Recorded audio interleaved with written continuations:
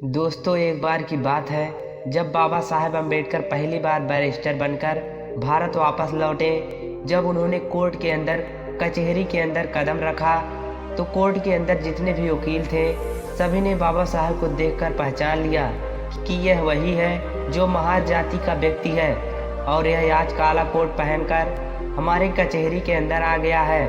और बाबा साहेब अम्बेडकर अंदर जाकर अपना ठिकाना ढूंढने लगे। सबके पास अपना अपना ठिकाना होता है बैठने के लिए। जब बाबा साहेब को कोई ठिकाना नहीं मिला और बाबा साहब ढूंढ रहे थे तो जो दूसरे वकील थे उन्होंने बाबा साहब को मजाक उड़ाते हुए बोले, बाबा साहब को चिढ़ाते हुए कहा, अबे ओ बैरिस्टर, तुम तो बहुत पढ़े लिखे विद्वान हो, तुम्हें क्या ज़रूरत है कचहरी के अंदर बैठने की। तुम कहीं बाहर भी अपना ठिया लगाओगे तो तुम्हारी दुकान चल जाएगी। लेकिन बाबा साहब ने उसकी मजाक को गलत नहीं समझा। बाबा साहब ने उनकी बातों को गलत नहीं समझा और मुस्कुराते हुए बोले, तुमने सही कहा।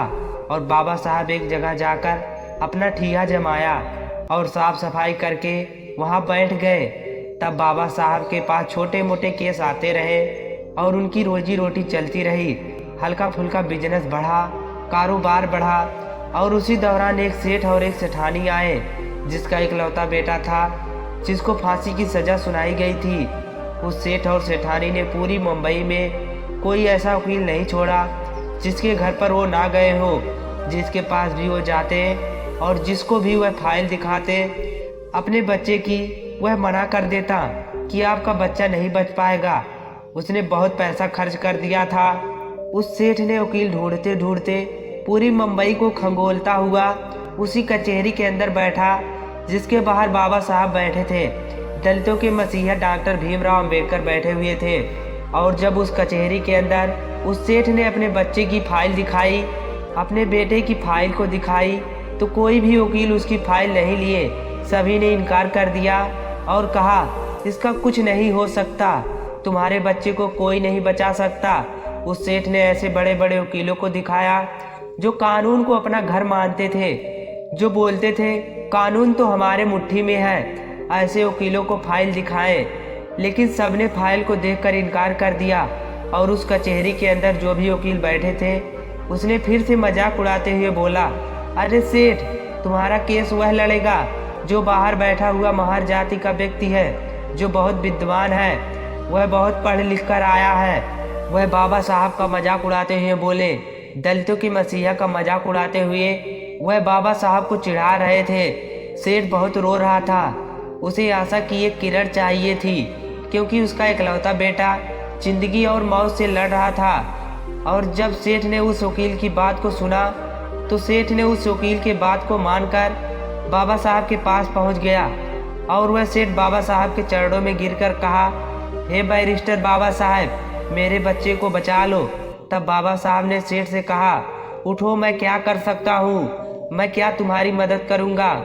यह फाइल तुमने कितने ही वकीलों को दिखाया होगा, तुम वहीं जाओ, मैं क्या कर सकता हूँ, मैं तो महार जाति का हूँ, मैं इसी जाति से हूँ। सेठ, आप और बहुत बड़े वकीलों को दिखाओ। सेठ ने बाबा साहब की शक्ल को देखकर कहा, नहीं, अगर मेरे बच्चे को कोई बचा सकता है तो बैरिस्टर आप बचा सकते हो मेरे बच्चे को, वरना पूरी दुनिया की कोई ताकत नहीं बचा सकती। मैं आपका चेहरा देखकर बता रहा हूँ कि बाबा साहब, आप मेरी बात मान लीजिए। मैं इस पीड़ा को सहन कर लूँगा, लेकिन जो उसकी माँ है, जब उसे पता लगेगा कि उसका बच्चा नहीं रहा तो वह भी उसके गम में मर जाएगी। तब बाबा साहब ने उस केस को लड़ने के लिए माने तो वह सेठ बहुत खुश हुआ। सेठ ने कहा, बाबा, जब मेरा बच्चा बच जाएगा। उस लड़के की ज़िंदगी और मौत में 10 दिन का फासला था।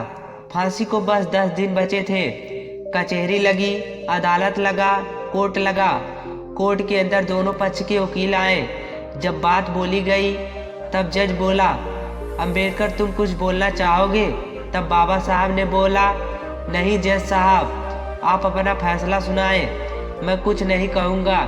सेठ यह सुनकर संकोच में आकर वह सोच रहा था कि उसने बोला था कि मैं तुम्हारे बच्चे को बचा लूँगा, लेकिन इसने तो कोर्ट में कुछ कहा ही नहीं।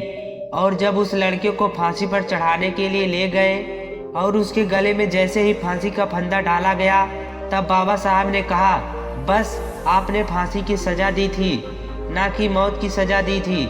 इस तरह बाबा साहब ने उस लड़के की जान को बचा लिया। ये सब देखकर जो बाबा साहब का मजाक उड़ाते थे, जो उन्हें नीच बताते थे, वो लोग चुप हो गए। नमो बुद्धाय।